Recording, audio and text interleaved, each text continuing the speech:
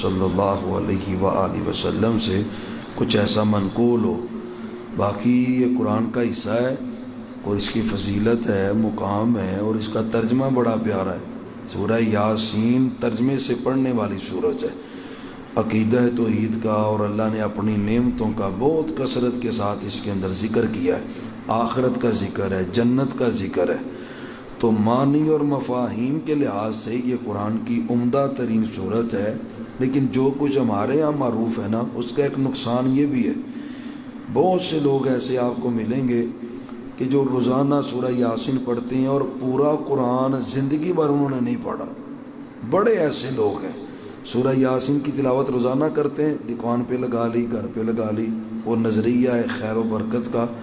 پورا قرآن جو اس کے علاوہ ہے اس کو کبھی پڑھ کے نہیں دیکھا۔ یہ ایک سوچ خاص، جو ہاں اگر ذہن کے اندر خاص بات بھی ہو، جس طرح حدیثوں کے اندر بعض صورتوں کی فضیلت کا ذکر ہے، لیکن اس کا یہ مطلب نہیں کہ بندہ صرف ان کو پڑھے اور باقی قرآن کو چھوڑ دے۔ بھئی پورا قرآن برکت والا ہے، پورے قرآن میں اللہ کی رحمت ہے، پورے قرآن میں اللہ کا فضل اور اس کی خیر ہے، تو قرآن پورا پڑھنا چاہیے، تلاوت سے پڑھنا چاہیے۔ تو سورہ یاسین یہ مکی صورت ہے، اس ابتدا میں یاسین یہ حروف مقطعات ہیں، اس کا معنی مفہوم ترجمہ اللہ ہی جانتا ہے۔ والقرآن الحکیم، میں قسم ہے قرآن کی جو حکمت والا ہے۔ انک لمن المرسلین، یقیناً آپ تو بھیجے گئوں میں سے ہیں، یعنی رسولوں میں سے ہیں، ہم نے آپ کو رسول بنا کے بھیجا ہے۔ یہ انداز اس لیے ہے کہ مشرکین مکہ آپ کو رسول نہیں مانتے تھے، وہ کہتے ہیں ہم آپ کو نبی نہیں مانتے، تو اللہ کہتا ہے وہ نہیں مانتے تو پھر کیا ہوا ہے؟ اللہ جو کہہ رہا ہے کہ آپ رسول ہیں، تو کسی کے نام ماننے سے کیا فرق پڑے گا؟ انک لمن المرسلین، یقیناً آپ تو مرسلین میں سے ہیں، علی صراط مستقیم، اور آپ ہی سیدھے رستے پہ ہیں، یعنی سیدھا رستہ آپ کا ہے اور آپ ہی سیدھے رستے پہ چل رہے ہیں۔ تو فرمایا تنزیل العزیز الرحیم، یہ قرآن نازل کردہ ہے غالب اور حکمت والے کی طرف سے، رحمت والے کی طرف سے، اور نازل کس لیے کیا ہے؟ لتنذر قوما ما انذر آباؤہم فہم غافلون، فرمایا اس لیے نازل کیا ہے کہ آپ ایسی قوم کو ڈرائیں کہ جن کے آباء و اجداد کو ڈرایا ہی نہیں گیا اور وہ غفلت کی زندگی گزار رہے ہیں۔ اس سے بے عین مراد مشرکین مکہ ہیں کہ آپ ان کو تبلیغ کریں، ان کو سمجھائیں، ان کو نصیحت دیں۔ وَلَقَدْ حَقَّ الْقَوْلُ عَلَىٰ أَكْثَرِهِمْ فَهُمْ لَا يُؤْمِنُونَ، اور یہ بات بھی پکی ہے، حق ہو گئی، یہ بات ثابت ہو چکی ہے بہت زیادہ لوگوں پر کہ انہوں نے ایمان لانا ہی نہیں ہے۔ اور آپ دیکھ لیں رسول اللہ صلی اللہ علیہ وسلم کی چاہت کے باوجود بڑے لوگ ایمان لا نہیں سکے، ایمان ان کو نصیب تک نہیں ہوا، تو فرمایا حق بات ہو گئی، یعنی مور لگ چکی ہے، وہ ایمان نہیں لائیں گے۔ اِنَّا جَعَلْنَا فِي أَعْنَاقِهِمْ أَغْلَالًا فَهِيَ إِلَى الْأَذْقَانِ فَهُمْ مُقْمَحُونَ، فرمایا اس کا ایک سبب یہ بھی ہے کہ ہم نے ان کے گلوں میں توق ڈالے ہوئے ہیں اور وہ ان کی تھوڑیوں تک آئے ہیں اور اوندھے ہو چکے ہیں، ہدایت یہ کیسے پائیں گے؟ وَجَعَلْنَا مِن بَيْنِ أَيْدِيهِمْ سَدًّا وَمِنْ خَلْفِهِمْ سَدًّا فَأَغْشَيْنَاهُمْ فَهُمْ لَا يُبْصِرُونَ، فرمایا آگے بھی دیوار ہے، پیچھے بھی دیوار ہے، پردے ان کے اوپر ڈالے گئے ہیں، تو کیسے یہ دیکھ سکتے ہیں؟ ممکن نہیں ہے۔ تو ایک تو اصل میں اس کا یہ مطلب نہیں ہے کہ اللہ نے جب پردہ ڈالا ہوا ہے تو پھر اس میں ان کا کیا قصور ہے، اصل میں ان کی ایک روٹین کا تذکرہ ہو رہا ہے۔ اتنی مرتبہ ان کو دین کی دعوت دی گئی ہے، اسلام کی دعوت دی گئی ہے، ہمیشہ ہی انہوں نے انکار کیا ہے، مذاق اڑایا، تکبر کیا ہے، تو اللہ کہتے ہیں اصل سبب یہ ہے کہ پردے پڑ چکے ہیں ان کے کانوں پر اور یہ دیکھ نہیں سکتے، ان کو اللہ نے وہ توفیق ہی ان سے چھین لیا۔ قرآن کے ایک اور مقام پہ آتا ہے لَهُمْ قُلُوبٌ لَا يَفْقَهُونَ بِهَا، اللہ کہتے ہیں ان کے دل تو ہیں لیکن دلوں سے سمجھتے نہیں۔ وَلَهُمْ أَعْيُنٌ لَا يُبْصِرُونَ بِهَا، ان کی آنکھیں ہیں پر آنکھوں سے دیکھتے نہیں۔ وَلَهُمْ آذَانٌ لَا يَسْمَعُونَ بِهَا، ان کے کان ہیں لیکن کانوں سے سنتے نہیں ہیں۔ مطلب کیا ہے؟ ہدایت نہیں سنتے، ویسے تو کان سنتے ہیں، برائی سنتے ہیں، بری باتیں سنتے ہیں، ہدایت نہیں سنتے، ہدایت نہیں دیکھتے، ہدایت کو نہیں پرکھتے، تو اس کا ذکر اللہ فرما رہے ہیں۔ وَسَوَاءٌ عَلَيْهِمْ أَأَنذَرْتَهُمْ أَمْ لَمْ تُنذِرْهُمْ لَا يُؤْمِنُونَ، برابر ہے، ڈرائیں چاہے نہ ڈرائیں۔ بعض بندوں کی کیفیت ہوتی ہے نا جی، آپ ان کو جتنی مرضی تبلیغ کر لیں وہ ٹس سے مس نہیں ہوتے، تو فرمایا آپ ان کو ڈرائیں چاہے نہ ڈرائیں، انہوں نے ایمان نہیں لانا۔ اچھا یہ بات ہے ابتدا کی، شروع کی، فرمایا جو مرضی کر لیں، انہوں نے ایمان نہیں لانا۔ اور بعد والی بات کیا ہے؟ فرمایا وَرَأَيْتَ النَّاسَ يَدْخُلُونَ فِي دِينِ اللَّهِ أَفْوَاجًا۔ فرمایا محبوب جب مکہ فتح ہوگا نا، آپ دیکھیں گے پورے پورے قبیلے اور پورے پورے علاقے مسلمان ہو کے اسلام کے اندر داخل ہوں گے۔ تو وہ بات اس وقت کے مطابق، یہ جو اللہ نے بات کہی ہے نا، ڈرائیں چاہے نہ ڈرائیں، یہ مکی دور کی بات ہے، وہ اس وقت کیفیت یہ تھی۔ فرمایا سونے کوئی فائدہ نہیں ہونا، انہوں نے جنی مرضی تبلیغ کر لو۔ تو وہی ہوا، وہ چند صحابہ مسلمان ہوئے، پھر جب آپ مدینے کے تبلیغ کی ہے، فتح مکہ کے بعد اللہ نے ہر طرف اسلام ہی اسلام کر دیا۔ انما تنذر من اتبع الذکر وحسی الرحمن بالغیب فبشرہ بمغفرۃ واجر کریم۔ فرمایا آپ تو صرف اسی کو ڈرائیے جو ذکر کی پیروی کرتا ہے۔ ذکر سے مراد قرآن ہے، یعنی قرآن کی جو پیروی کر رہا ہے نا، تو آپ اس کو ڈرائیں۔ وخشی الرحمن بالغیب، اور وہ ڈرتا ہے رحمان سے غیب میں، چھپ کر پوشیدہ رہ کر اللہ سے ڈرتا ہے۔ اللہ آسمانوں پہ ہے، سامنے تو نہیں ہے نا جی، جس طرح کنڈیشن ہوتی ہے وجود کی، تو غیب میں اللہ کو دیکھا نہیں، پھر بھی اللہ سے ڈرتے جا رہے ہیں کہ اللہ ہے۔ اور یہ الحمدللہ روزے میں اس کی بہترین مثال ہوتی ہے۔ روزہ بندے نے رکھا ہوا ہے، واش روم میں بھی جاتا ہے، سامنے بھی ہوتا ہے، دا جب لگانا چاہے لگا سکتا ہے، کیوں نہیں دا لگاتا؟ یہ میرا تو کلی کے لیے جو پانی منہ میں ڈالا ہے، تو کوئی دیکھ بھی نہیں رہا، اس کو جسم کا حصہ تو بنا سکتا ہے نا، جب چاہے اس کو اندر نکل ہے، کسی نے کیا کہہ لینا ہے، کیا کر لینا ہے، کیوں نہیں کر رہا؟ خشی الرحمن بالغیب، رحمان کا ڈر ہوتا ہے، اس ڈر کی وجہ سے ہو رہا ہے۔ اب واش روم میں بندہ ہوتا ہے، نہا رہا ہوتا ہے، گرمی کی شدت ہوتی ہے، ٹھنڈ پی رہی ہوتی ہے، ادوں تے دل بھی چاہ رہا ہوتا ہے موٹر دا تازہ تے ٹھنڈا پانی، شیطان دا لگاتا ہے بھائی کچھ کر لے، گڑبڑ کر لے، یقین جانے اس کے دل میں ہی خیال آتا ہے کوئی نہیں دیکھ لا، میرا رب تو مجھے دیکھ رہا ہے نا۔ تو یہ وہ خوبی ہوتی ہے، اسی وجہ سے اللہ کہتا ہے روزہ میرے لیے ہے اور اس کا اجر میں خود ہی ہوں جو قیامت کے دن اپنے بندے کو عطا کروں گا۔ فرمایا وہ غیب سے اللہ سے ڈرتے ہیں۔ فبشرہ، محبوب آپ ایسے بندے کو خوشخبری دے دیں، اللہ نے اس کو معاف بھی کر دیا ہے اور اجر عزت والا اس کو عطا کیا ہے۔ انا نحن نحیی الموتى ونکتب ما قدموا وآثارهم وکل شیء احصیناہ فی امام مبین۔ فرمایا ہم نے جو ہے وہ نحیی الموتى، مردوں کو ہم ہی زندہ کریں گے، وَنَكْتُبُ مَا قَدَّمُوا وَآثَارَهُمْ، ان کے آگے پیچھے جو کچھ ہے اللہ کہتا ہے ہم نے اس کو لکھا ہوا ہے، درج ہے۔ وَكُلَّ شَيْءٍ أَحْصَيْنَاهُ فِي إِمَامٍ مُبِينٍ، ہر چیز کو ہم شمار کر کے نا ان کے سامنے لے آئیں گے، قیامت کا دن ہوگا، ہر چیز آنکھوں کے سامنے موجود ہوگی۔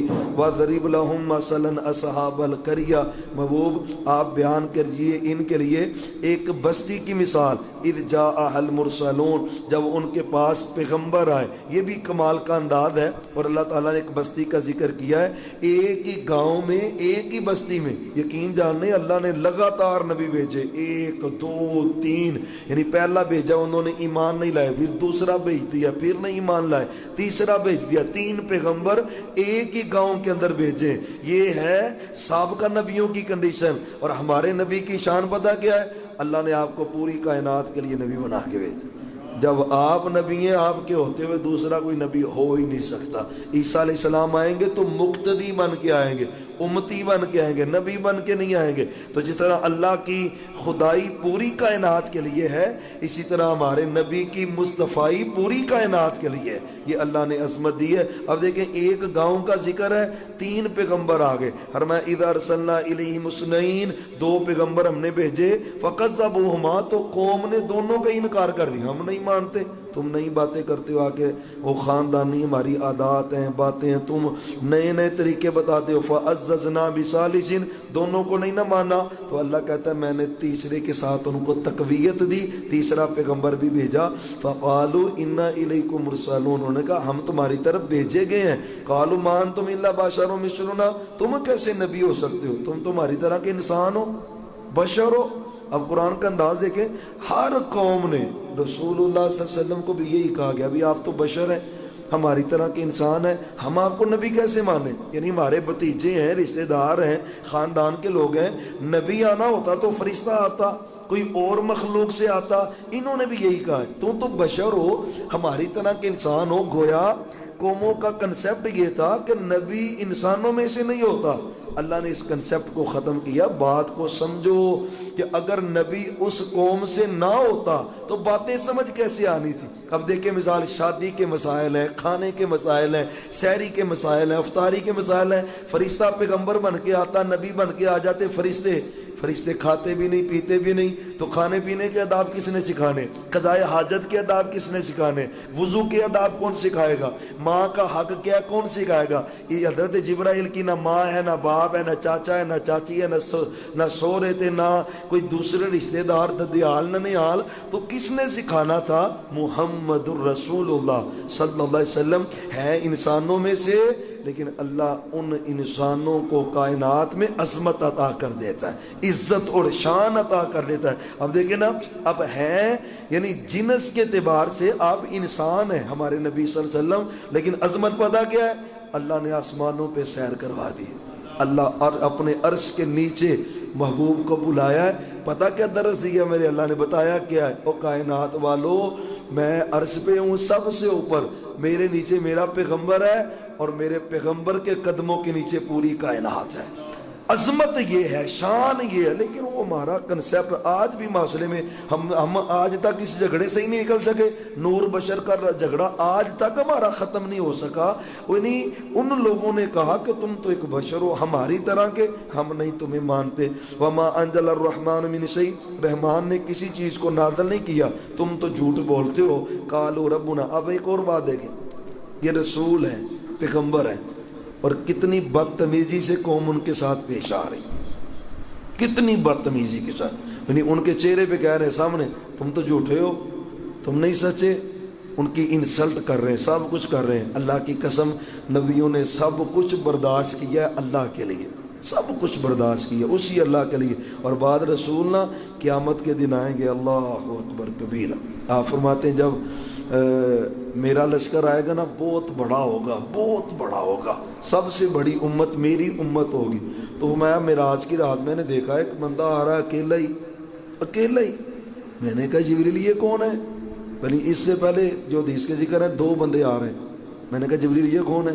فرمایا یا رسول اللہ صلی اللہ علیہ وسلم, ایک نبی ہے اور ایک اس کا امتی ہے, ساری زندگی اس نے تبلیغ کی ہے, صرف ایک بندہ مسلمان ہوا ہے, وہ اپنے ایک امتی کو لے کے اللہ کے پاس آ رہا ہے. ہمارے یہ گزر جائیں گے نا, ایک اور بندہ آ رہا ہے اکیلا ہی.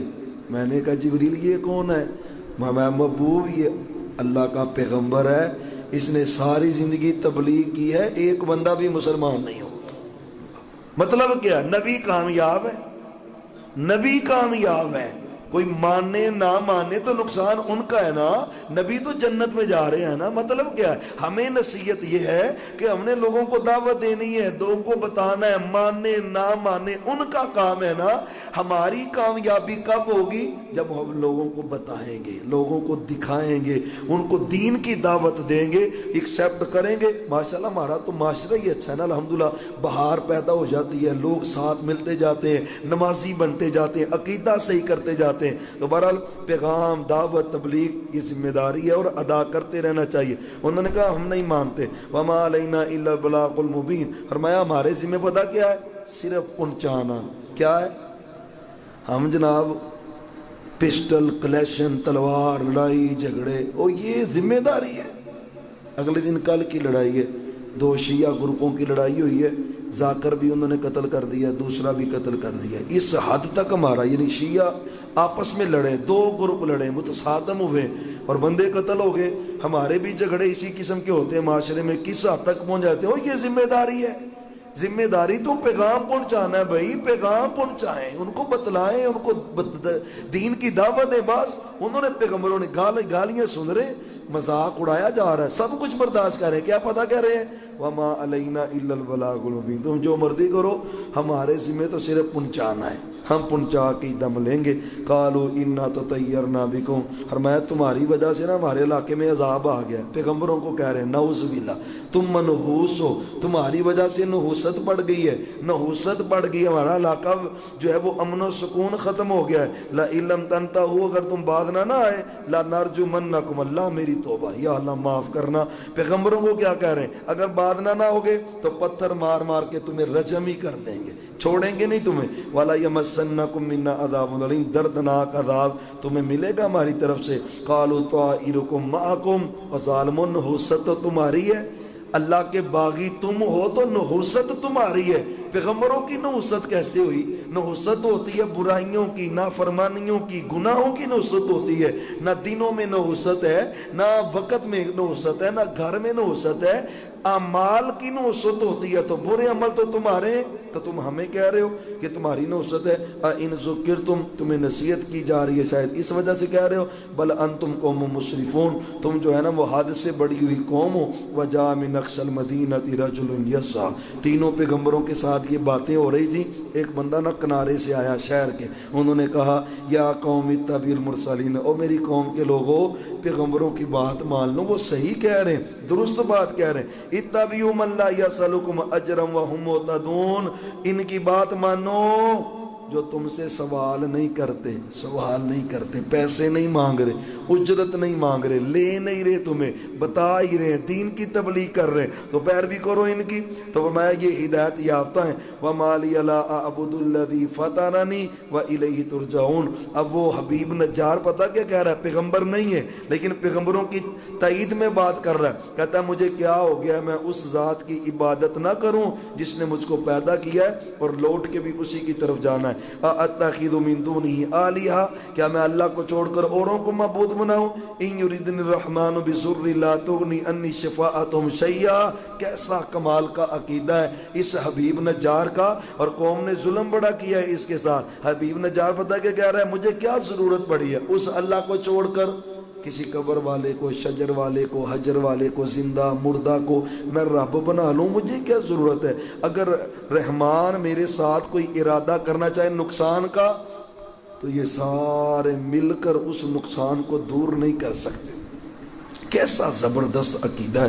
فرمایا ان کی سفارش میرے کچھ بھی کام نہیں آ سکتی، ولا هم ينقذون، نہ وہ مجھے بچا سکتے ہیں۔ انی اذا لفی ضلال مبین، میں تو اس وقت گمراہ ہو جاؤں گا اگر میں نے اللہ کو چھوڑ کر کسی اور کی طرف توجہ بھی کی، گمراہ ہو جاؤں گا۔ انی آمنت بربکم فاسمعون، میں تمہارے رب کے ساتھ ایمان لایا ہوں تو میری بات سنو۔ انہوں نے کہا تیری بات کیا سننی؟ انہوں نے نا جی مارا حضرت حبیب نجار کو، زمین پہ گرایا۔ اللہ کی قسم توحید کا شہید ہے، توحید کی خاطر اس کو شہادت ملی ہے۔ کیسا نعرہ لگا رہا ہے اللہ کی توحید کا، اور وہ ظالم ایسے ہیں انہوں نے دھکا دے کے زمین پہ پھینکا ہے۔ جب زمین پہ گرنا حبیب نجار، مفسرین نے لکھا ہے ایک ان میں سے ظالم بھاگا ہوا آیا، اونچی چھلانگ لگا کے اس پہ پیٹ پہ چھلانگ لگاتا ہے، پھر کیا ہے جسم پھٹ گیا، پیٹ پھٹ گیا، انتڑیاں باہر نکل آئیں، اور اسی جگہ پر حبیب نجار شہید ہو جاتا ہے۔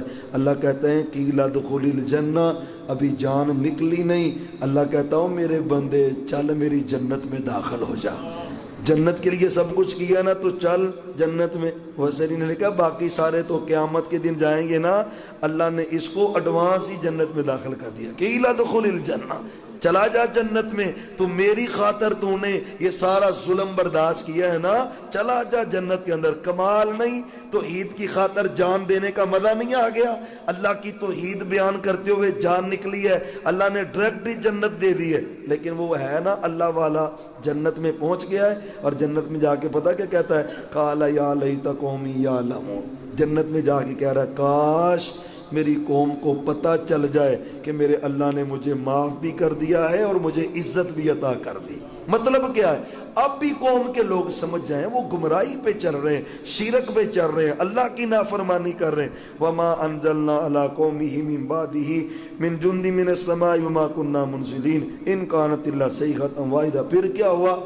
اچانک ایک چیخ آئی اور اس نے تیس نیس کر کے رکھ دیا ہے، ہر چیز کو برباد کر کے رکھ دیا ہے۔ یا حسرتن علی العباد، ہائے افسوس بندوں پر، ما یاتیہم من رسول الا کانوا بہ یستہزئون، ان کے پاس رسول آتے ہیں تو ان کا مذاق اڑاتے ہیں، ان کا استہزاء اڑاتے ہیں، ان کو تانے دیتے ہیں۔ انجام کیا ہوتا ہے جو اللہ نے یہاں پہ ذکر کیا ہے۔ تو یہ سورہ یاسین کا تقریباً ابتدائی حصہ ہے۔ اس طرح پورا یہ پوری سورہ یاسین، آگے سورہ صافات ہے، سورہ صاد ہے، بڑی پیاری پیاری قرآن ہے ہی بڑا پیارا اور پڑھنے میں لذت بڑی ہے۔ تو بہرحال یہ سورہ یاسین کا ابتدائی حصہ ہے، پڑھنا بھی اس کو چاہیے، ترجمے سے پڑھنا چاہیے، عقیدہ اس کے اندر اللہ نے بیان کیا ہے۔ بلکہ آگے جو رکوع شروع ہو رہے ہیں نا، نعمتیں ہی نعمتیں، نعمتیں ہی نعمتیں، نعمتیں ہی نعمتیں، اللہ نے پورے رکوع کے رکوع اپنی نعمتوں کا ذکر کیا۔ میں نے کیا کیا کیا بندے تیرے لیے، کیا کیا تیرے لیے سسٹم بنا دیا ہے، سارا کچھ تیرے لیے بنایا ہے،